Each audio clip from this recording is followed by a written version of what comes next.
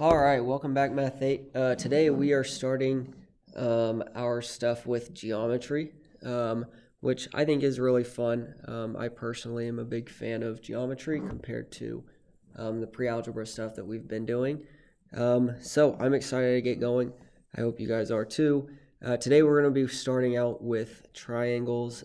Specifically, we're looking at the Pythagorean Theorem. Okay, so we're just going to go ahead and dive right into it. We are on page 411 right now. Okay. So yeah, let's go ahead and jump into it. So the first thing we have here, when we look at the Pythagorean theorem, we're just talking about right triangles. Okay. So a right triangle, just to refresh you, is a triangle that has one right angle. Okay. All right. And then, only one right angle, by the way, never more. Okay. The legs are the sides that form the right angle, and then the hypotenuse is the side that is opposite from the right angle. Okay. That's going to always be the longest side of the triangle. Okay. So just to refresh a little bit further here, if we look at this triangle here, C is going to be our right angle. Okay. That little symbol that looks like that half of a square, okay, that means it's a right angle. Okay, that's not only for triangles, but really for anything when you're looking at angles. Okay, then we have our legs, or the sides that make the right angle. Okay, you can see that here BC is a leg because it makes the right angle, and then CA over here, that's also a leg because again, it's making the right angle. All right. And then lastly, we have our hypotenuse. This is the side that's opposite of the right angle. Okay, so I'm going to look at my right angle. I'm going to go all the way across the triangle. Whatever side I get there, that's going to be our hypotenuse. And we're going to try to spell that right. I think I did. Yep, we did. Okay, that is a tough word to spell. So, yeah, that is pretty much what a right triangle looks like. So we'll go ahead and move on from here. All right, so on page 412, we're going to go ahead and begin looking at the Pythagorean theorem, okay? Now, they put right here these words for what the Pythagorean theorem is. I would not worry about that. That's just going to be really confusing. So don't worry about that stuff. What we really want to look at is this part, okay? That's the stuff that you need to know, not only for this class, but really a lot of your math classes in high school, especially geometry. If you do any pre-calculus, you're going to need it as well. So yeah, make sure you know this equation. Okay, the equation is a squared plus b squared equals c squared. Okay, in this particular equation, a and b are going to be your legs, and C is going to be your hypotenuse. Okay, and again, your hypotenuse is the side that is opposite from your right angle, which would be side C in this triangle. Okay, so make sure you have this written down in your notes. That is very, very important moving forward. Okay, so just one last thing while we're right here. It's important to note, and it says it in here, that anytime we have a right triangle, this theorem here, the Pythagorean theorem, will always hold up. Okay, that's always, always, always going to be true if we have a right triangle. Okay, so it doesn't matter if the right triangle looks like the one they have here, or if it looks like this, or if it looks like this. As long as I've got that right angle, this theorem is always going to be true. Okay. So we're going to go ahead and move on now. And we're going to look at example 1. Okay. So example 1 says to write an equation you could use to find the length of the missing side of each triangle and find the missing length, round to the nearest tenth if necessary. Okay. So this is where we start to look at some of our squares and square roots and things that we just did pretty recently. Okay, so with example 1, they give us this triangle. Okay, one leg is 9 inches, one leg is 12 inches, and then the hypotenuse we need to figure out, that is c inches. Okay, so what we're going to do for this triangle is we're just going to start out with our with our equation. All right, so a squared plus b squared equals c squared. Okay, that's the Pythagorean theorem. All right, now I'm going to go ahead and plug in my legs for a and b. Doesn't matter which one you use for a and which one you use for b. Okay, so for a, I'm going to go ahead and decide a is going to be 9. Okay, so I'm going to plug in 9 for a. For b, I'm going to plug in the other leg, which would be 12. And then I still don't know my c yet. All right, from here I'm just going to simplify. And our goal is to solve for c by isolating the variable. Okay. We also will need to simplify the other side so that we can give just one answer for c. All right, so let's start out. We're going to simplify the left side first. We have 9 squared. That'll give us 81. And then we add 12 squared, which is 144. Remember, we're looking at order of operations, which is why we did the exponents first in this step. Okay. So we have 81 plus 144 equals c squared. The right side doesn't get touched or anything. And then we're going to go ahead and add up the left side just to completely simplify the left side before we go anywhere else. 81 plus 144. If you type that into your calculator or do it on scratch paper, you're going to end up with 225 equals c squared. All right, and then from there, we can go ahead and do what we talked about in our last chapter, which is take the square root of both sides. Okay, now don't forget, when we do this, we then get plus or minus whatever this square root is. Okay, 225 was one that we were required to remember last chapter, so hopefully you remember that is 15. Okay, and then the square and the square root cancel here, so we're left with c. All right, so c equals plus or minus 15.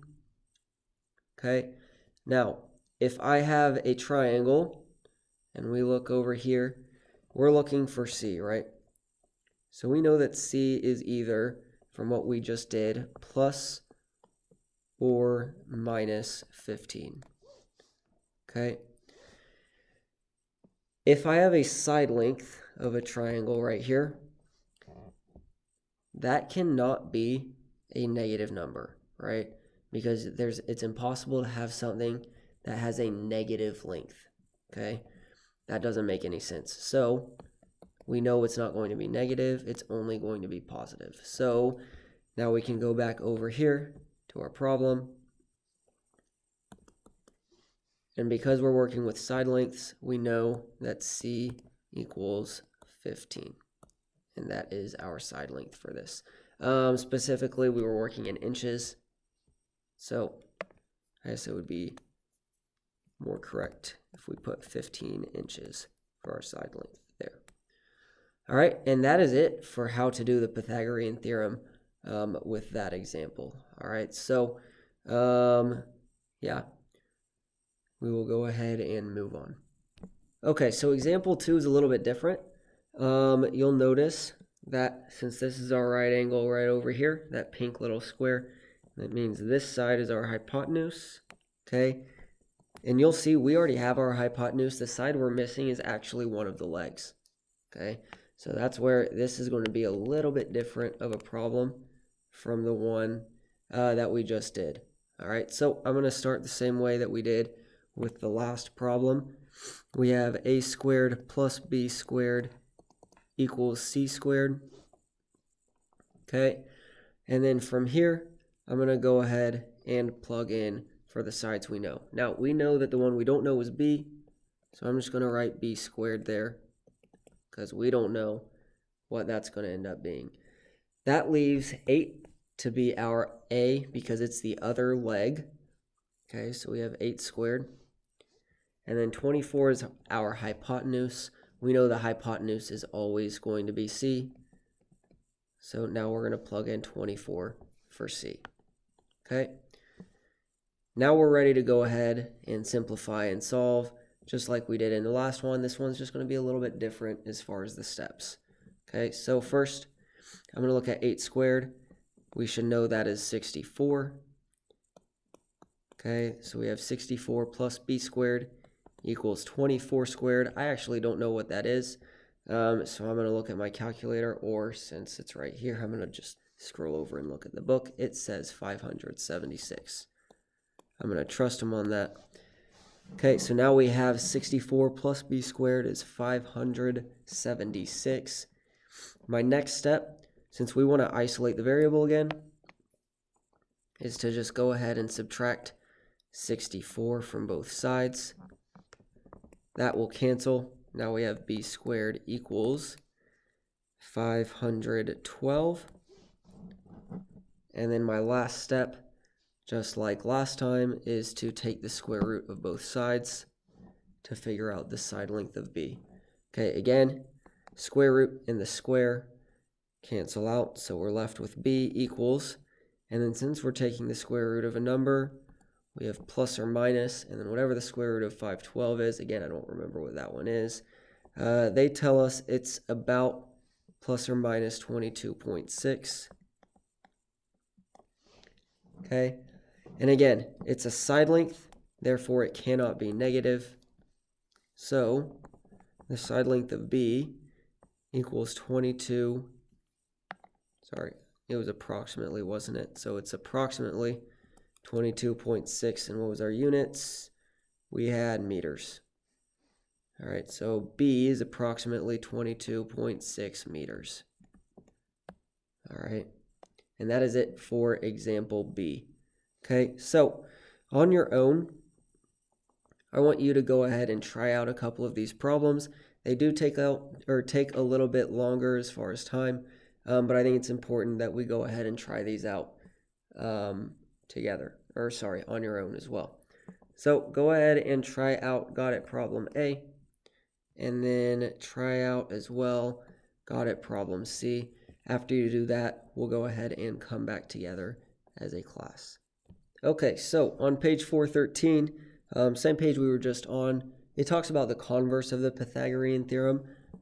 Converse is basically a word, you're going to hear it a lot in high school math, especially in geometry. Basically, the converse just means that you've reversed the parts of the statement that we had. Okay, so for the Pythagorean Theorem, that shows up right here. The statement is that if a triangle is a right triangle, then a squared plus b squared equals c squared. Okay, the converse would just be you flipped those two parts.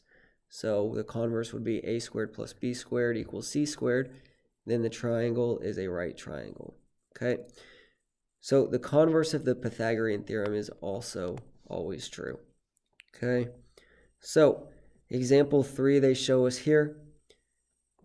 We have a squared plus b squared equals c squared.